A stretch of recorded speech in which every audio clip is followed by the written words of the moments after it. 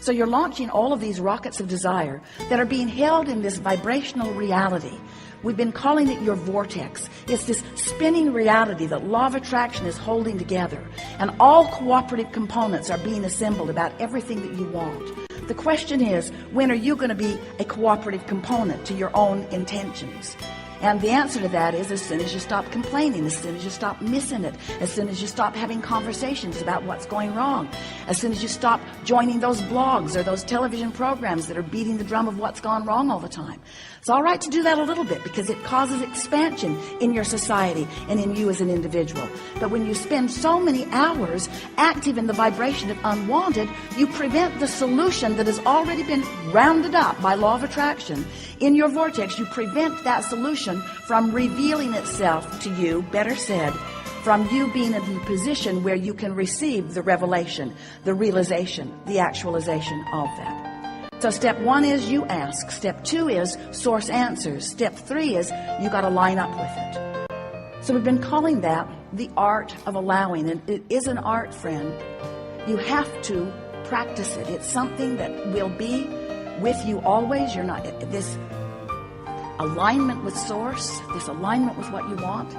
It's not like your college diploma where once you've got it, you've got it. It isn't like that. It either is or it isn't in the moment. And you can tell by the way you feel how you're doing with that, you see. So here's all this stuff. It's amassed. It's in your vortex.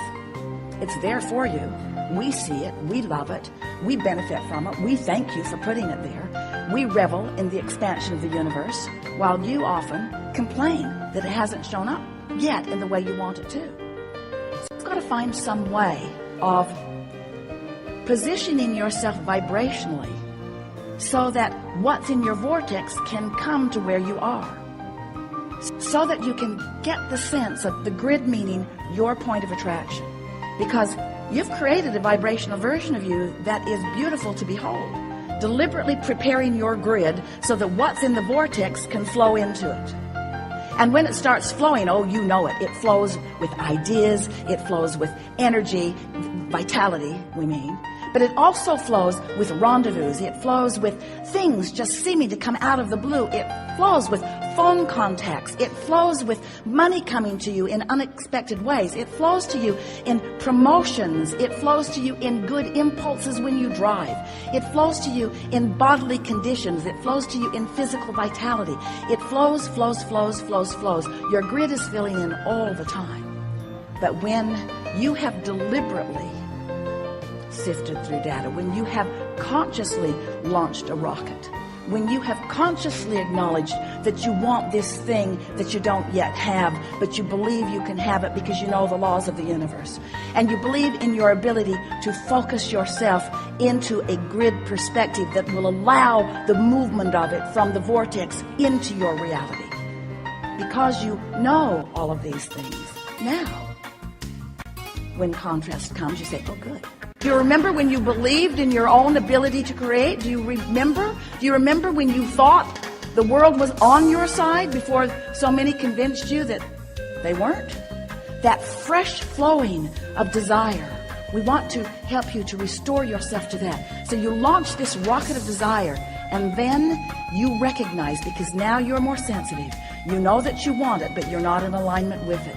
And every thought that you think that contradicts what you want will give you an emotional feedback that will let you to know, this is what I'm doing. This is that thing I do. Right here, right now. I'm catching myself in the act. Jerry and Esther had chickens years ago, and they remember going out to the hen house one night. They'd forgotten to close it up. They like to close it up at night so that things didn't come and eat the eggs in the night. And there was a possum in the nest with egg all over its face. She looked so guilty. So negative emotion is you catching yourself in the act with egg all over your face. That you are in this moment defeating, that's too strong a word, well, we'll use it anyway, defeating, trampling, killing, pulling the wings off the flies of your desires. In other words, it's what you're doing. You're holding yourself in vibrational dissonance with the very things that you want, and the negative emotion is your glorious indicator that you're doing it now. You have created a grid because there is one, you're standing in the middle of your grid all the time. You've created a grid that is keeping you from being keenly aware of the most productive, most fun, path of least resistance step toward whatever things that you are wanting that are in your vortex. See how it works? You are the creator of your own reality. You are the vibrator of your own being. You are the discerner and the decider and the accomplisher of your own point of attraction. And it is so much fun when you deliberately sift through the contrast. Yay, stuff to choose from. You launch a rocket, and even though you can't hold it necessarily the first time, you know you can work your way around to that because there are endless processes to help you do that. And then when you finally accomplish that alignment with what you want, and the energy starts moving, and we love the word momentum. You feel the momentum of forces moving to assist you in the accomplishing of what you want. We love the process, the delicious process of choosing, and the delicious process of launching the rocket, and the delicious process of knowing that you're not keenly in alignment with it, or maybe not even close to it. And then the process of deliberately lining up with it.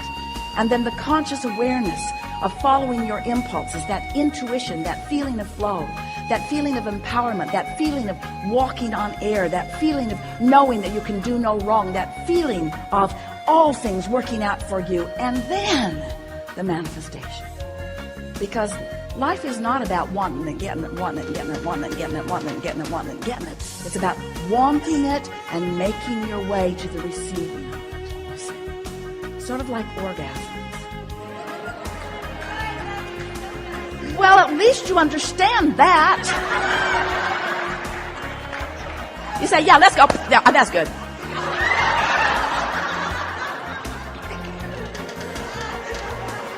Just hit me. Boom. Over. You know about savoring. What about food? Do you like that intravenous feeding? Quicker, more efficient, get all the nutritions. Or do you like to roll it around in your mouth a little bit, you see? We think that you want to savor life, and that's what you came for. You came for the deliciousness of this life, not for the accomplishment of it. You can't stop accomplishing it. You cannot stop being the creator of your own reality, and you can never get away from us. You can never extract yourself from the love of Source. You can never remove yourself from it. But you can get yourself in a vibrational sequence that causes you not to be aware of how blessed you are, or how loved you are, or how worthy you are, or how valuable you are, or how much you are appreciated for your part in this joyous, expanding, co-creative